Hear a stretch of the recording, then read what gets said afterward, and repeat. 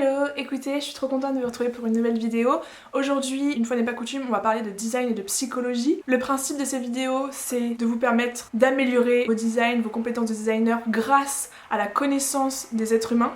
Et si jamais vous n'êtes pas designer et juste que vous êtes intéressé par des principes de psychologie, et bah vous êtes sur la bonne vidéo aussi. C'est une série que je fais et je me base sur le livre de Susan Wojcik qui s'appelle 100 choses à connaître à propos des êtres humains, qui est genre une perle, ce livre il est trop bien. C'est aussi par thème que je le fais. Le thème d'aujourd'hui c'est la manière dont les gens réfléchissent. Donc maintenant qu'on sait tout ça, on peut passer au premier principe qui est que nous avons l'esprit ailleurs 30% du temps. On a plutôt tendance à sous-estimer ce chiffre. Il y a des études qui ont été faites qui montrent que la plupart des gens pensent qu'ils ont l'esprit ailleurs peut-être 10% du temps.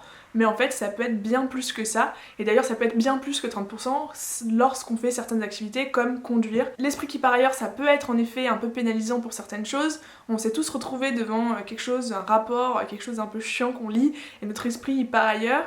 Bon, il faut juste le relire, enfin voilà, on perd notre temps quelque part. Cela étant dit, pour toutes les personnes qui ont l'esprit qui part peut-être un peu plus ailleurs que les autres, des études qui ont été faites justement pour prouver que les personnes qui ont plus l'esprit qui va ailleurs que les autres sont des gens qui sont plus créatifs et qui sont plus doués dans tout ce qui est résolution de problèmes. Car leur cerveau établit des connexions alors même qu'ils sont concentrés sur une tâche. D'un point de vue design, qu'est-ce que ça veut dire ?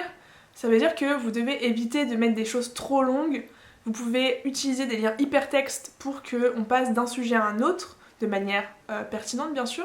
Et vous devez aussi offrir des options pour revenir facilement aux contenus principaux.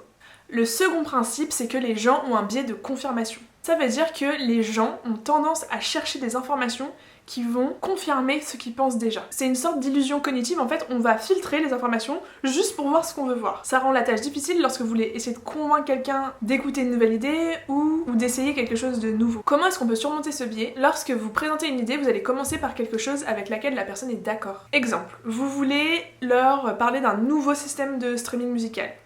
Vous allez d'abord leur parler des points positifs à propos du service qu'ils utilisent aujourd'hui. Et la seconde méthode, c'est de créer une dissonance cognitive. Cette méthode, elle consiste à inciter les gens à faire un petit engagement. Par exemple, vous pouvez leur proposer un service gratuit de votre service de streaming. Et s'ils découvrent qu'ils aiment ce service-là, ça va créer une dissonance. Ils vont apprécier ce qu'ils utilisent, mais ça va pas correspondre à leur croyance initiale. C'est cette petite fissure dans leur certitude qui pourrait les amener à changer d'idée. Le troisième principe, c'est que plus vous argumentez, moins vous êtes certain de ce que vous avancez. On en a un petit peu parlé auparavant, mais on va reparler de dissonance cognitive. Petite infoculture, c'est Léon Festinger qui en 1956 introduit ce concept de dissonance cognitive dans son livre qui s'appelle Quand la prophétie échoue. La dissonance cognitive, c'est ce malaise que vous ressentez lorsque deux idées que vous avez sont contradictoires. Il y a des études qui ont été faites sur la dissonance cognitive où les participants devaient défendre une idée auquel ils ne croyaient pas. Et le résultat de ces études, ça a été que beaucoup d'entre eux ont fini par modifier leurs croyances pour s'adapter à ce qu'on leur demandait. Par exemple, une étude a été faite par le psychologue Vincent Van Veen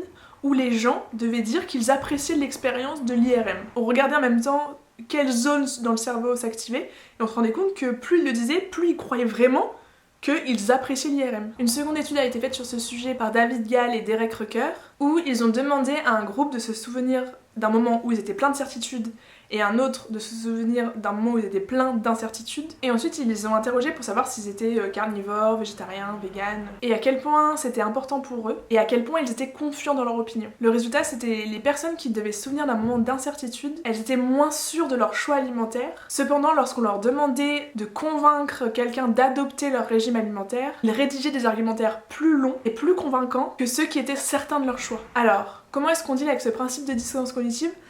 Ce qu'on va faire, c'est aussi de demander des petits engagements. Ça, c'est vraiment une méthode qui va être efficace pour amener quelqu'un à reconsidérer ses idées sans pression. Le quatrième principe, c'est qu'on ne peut pas comprendre trop de choses en même temps. Est-ce que vous savez qu'en moyenne, un être humain reçoit 40 milliards de données par seconde ? Mais cela dit, seulement 40 parviennent à notre conscience. Une erreur que souvent on peut faire en tant que designer, c'est de surcharger les utilisateurs avec trop d'informations à la fois. C'est ici que le concept de divulgation progressive entre en jeu. Ça signifie que vous devez fournir uniquement les informations dont les gens ont besoin à un moment donné, tout en leur permettant de cliquer pour en savoir plus sur des sujets spécifiques s'ils le souhaitent. Alors Susan Wojcik, elle va briser un mythe, c'est celui du nombre de clics. Parce que la divulgation progressive, ça implique d'avoir plus de clics. Elle nous dit que le nombre de clics, c'est pas ce qui importe. Les gens sont prêts à cliquer plusieurs fois, et la plupart du temps, ils remarquent même pas qu'ils sont en train de cliquer plusieurs fois. Cela étant dit, petit warning aussi, la divulgation progressive, ça suppose que vous savez ce que les gens veulent au bon moment. Si vous n'avez pas bien fait vos recherches, vous risquez de créer un site frustrant où la majorité des utilisateurs perdent du temps à chercher les bonnes informations. La divulgation progressive, elle fonctionne si vous comprenez ce que les gens recherchent. Hello, bon, c'est Clémence du montage qui vous parle parce qu'a priori ma caméra n'a pas voulu filmer ce moment-là. Mais ce que je vous disais, c'était que donc la divulgation progressive fonctionne uniquement si vous comprenez ce que les gens recherchent à chaque étape de leur parcours. Il fallait présenter vos contenus en petites bouchées digestes. Et aussi j'introduisais donc le 5e principe et le dernier principe qui est que les gens ont des modèles mentaux. Imaginez que vous n'avez jamais vu de Kindle auparavant et que je viens de vous en donner un, en vous disant que vous pouvez lire des livres dessus. Avant même d'allumer l'appareil, vous avez déjà une image mentale de ce que la lecture d'un livre sur Kindle pourrait être. Vous allez avoir des hypothèses, quoi. À quoi va ressembler le livre sur l'écran, comment vous allez tourner les pages, est-ce que vous allez utiliser un marque-page, etc.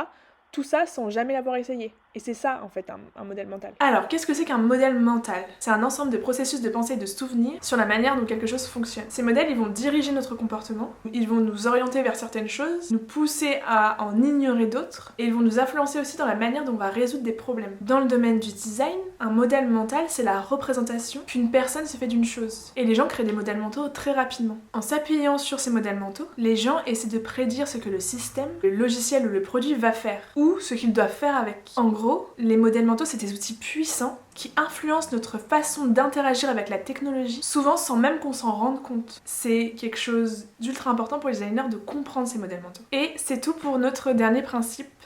Écoutez, voilà, le but c'était de faire une petite vidéo courte sur des principes de psychologie, sur la manière dont les gens réfléchissent. J'en ai pioché 5 parmi plusieurs, mais il y en a d'autres si jamais ça vous intéresse. Donc il y a ce livre de Susan Wojcicki dont je mettrai la ref bien sûr dans la barre d'infos. La prochaine fois, je pense parler de la manière dont les gens ressentent les choses, parce que pour le coup, donc encore une fois, passionnant pour les designers, mais passionnant pour tout le monde, c'est incroyable. Ça permet vraiment de mieux se connaître.